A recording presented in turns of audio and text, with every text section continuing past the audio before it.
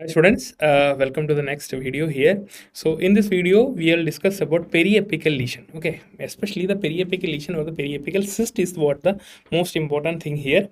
So periapical cyst is a very important topic for your examination, right? So what is there to learn in periapical cyst? Okay, if we see periapical lesions, periapical lesions, some part of the periapical lesion, what are the different periapical lesions you see?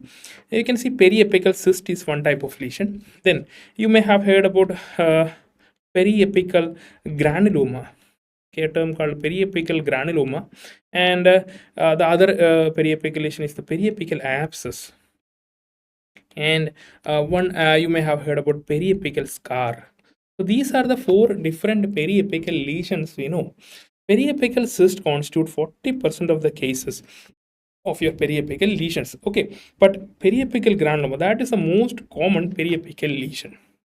Okay, the most common periapical lesion, what you see is the periapical granuloma. Only few is your periapical abscess or scar. So 40% of the cases is only your periapical cyst, but most of the questions come from your periapical cyst. Periapical cyst, let's take periapical cyst. Okay, now this is the cyst, or we say radicular cyst. Radicular cyst. Okay, that is radicular cyst. What are the features of radicular cyst? That's the most common odontogenic cyst. Okay, most common odontogenic cyst is your radicular cyst. Only the most common developmental odontogenic cyst is your dentigerous. Okay, if it is most common odontogenic cyst, it is radicular and it is associated with a non-vital tooth.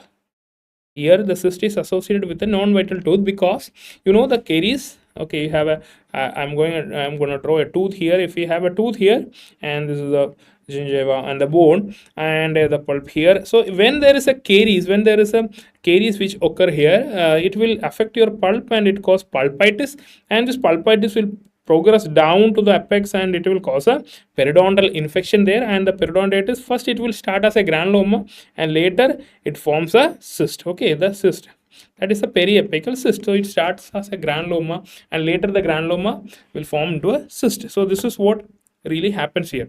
Okay, now what are the questions they can ask you in the periapical cyst is that they can ask about the histopathology.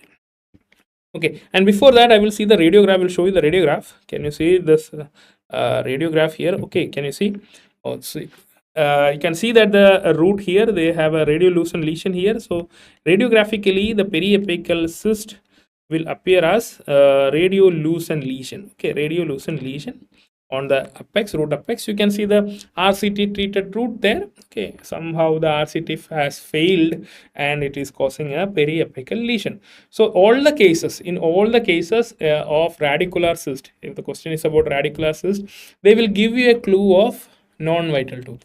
Okay, they will give you such a clue that the patient had caries, the patient had pulpitis, or patient had pain, he ignored the case.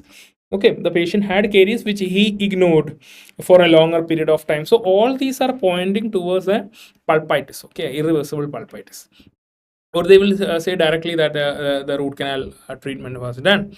Okay, so this is how it is seen. Now coming to the histology, what you see in the histology, the histopath, you can see certain structures. They can ask you as a IBQ, they can ask, but most of the time they ask a what statement based question in this. In the histology, what you see is that lumen lining and capsule is there. Always we study a cyst in the base of lumen lining and capsule. The lumen consists of necrotic material, doesn't matter.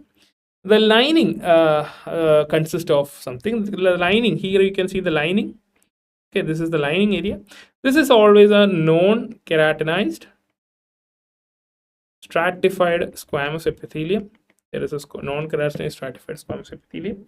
And what you see here is that there is the proliferation of this epithelium. This epithelium proliferates. Okay, there is proliferation of epithelium, and while the epithelium proliferate, what happens is that the connective tissue become entrapped. Okay, the connective tissue entrapped between the epithelium. Okay, and that is called arcading effect. Arcading effect. Okay, so this is seen in your dentiture, your radicular cyst. The other thing you see here, as you can see so much of empty spaces in the connective tissue. Can you see so much empty spaces? Those empty spaces, we call it as, they are needle shaped empty spaces. Needle shaped empty spaces. Okay, can you appreciate in this picture? I think you can clearly see in that. Okay, that needle shaped empty spaces, these are nothing but cholesterol cleft. Okay, cholesterol cleft. So cholesterol cleft is another feature you see. Now they have asked question in this structure. Can you see in this structure? Can you see in this picture? In the epithelium, I am writing in epithelium of your radicular cyst. In the epithelium of your periapical cyst or the radicular cyst, you can see certain pink bodies here. Can you see here? Some pink bodies, some pink, or we say eosinophilic bodies. These pink eosinophilic bodies are nothing but, it's called a Rushton bodies. Okay, Rushton bodies. So Rushton bodies are seen in your periapical cyst. Okay, Rushton. So this is one another thing. Okay, so this is about your radicular cyst, and how the treatment is by surgical enucleation. Okay, surgical enucleation, you can see, you can do it. Okay, now that's about your radicular cyst. Let's see a question they have asked about radicular cyst. Okay, can you see in this picture? This was a previously asked question. A young male presented to the clinic with a swelling in the posterior maxillary region. On examination, there's a deep caries first molar. So they are talking about deep caries first molar. You understood there is caries, and he was advised for restoration but ignored. So it is a long standing case. He was advised for the restoration of caries, but he ignored, and though it progressed to a pulpitis and a periodontitis, and then he got a periapical abscess. And you are seeing this histological picture. Now they are asking that the arrowheads, what are these arrowheads pointing to? Okay, you can see there is one arrowhead here, one arrowhead here, right? What are these arrowhead pointing to? So you know that the arrowheads are pointing towards something in the epithelium. So here is the epithelium. So in the epithelium, you have some kind of pink bodies. So now we have seen it. The pink bodies in the epithelium of a radicular cyst or periapical cyst is nothing but your hyaline, your Rushton bodies, right?